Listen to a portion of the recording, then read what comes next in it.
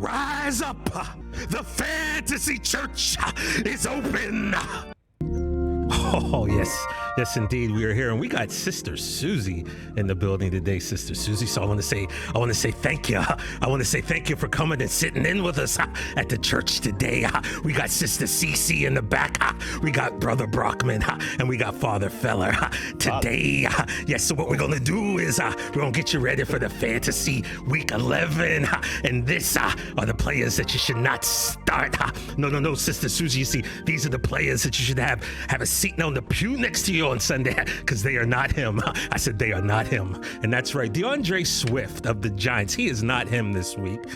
He's been at 10 total touches or less, Brockman, for the last few weeks. And at Chicago, he did have 6 carries, 6 yards and a touchdown. But it's Jamal Williams. It seems like he's getting the goal line. Seems like he's getting the run. I'd sit DeAndre down. DJ Moore, Baker's coming back, and DJ Moore did not play well with Baker at quarterback. He averaged just 8.5 points per game. That's if you were in a PPR league, and you should be, let's be honest. I don't like that, Chris. I'm going to say sit Brother Moore down. And Matthew Stafford, believe it or not. Look, Cooper Kupp is not playing. Yep. I don't know what's going on with this Rams offense, Chris. And not good. Stafford's barely averaging 13 fantasy points a game. So I'm going to say Deacon Stafford should have a seat on the pew. And now, for the players that will take you to the land of milk and honey, Sister Susie. Yes, these players are the ones who will take you to the land of glory.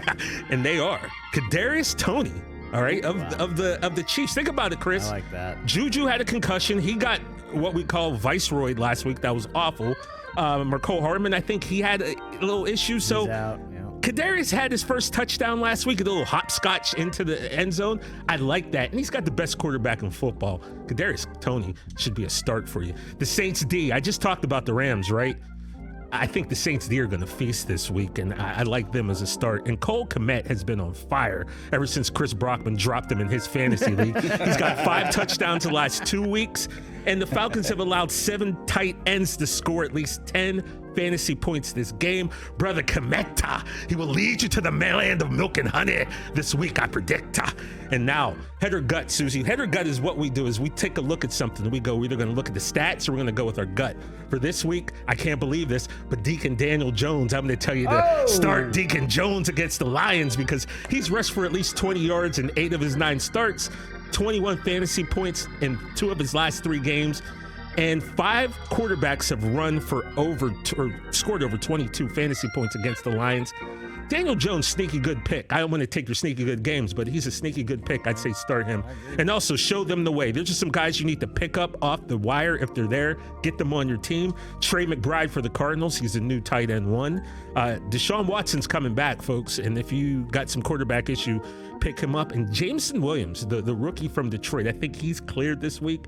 He should be ready to go. And those are the players that will lead you down the land, down the path of milk and honey, lead you down the path of righteousness. And everybody, can I get an amen? Amen. Let us play. Catch the Rich Eisen Show every single day on the Roku channel, 12 to 3 Eastern, for free.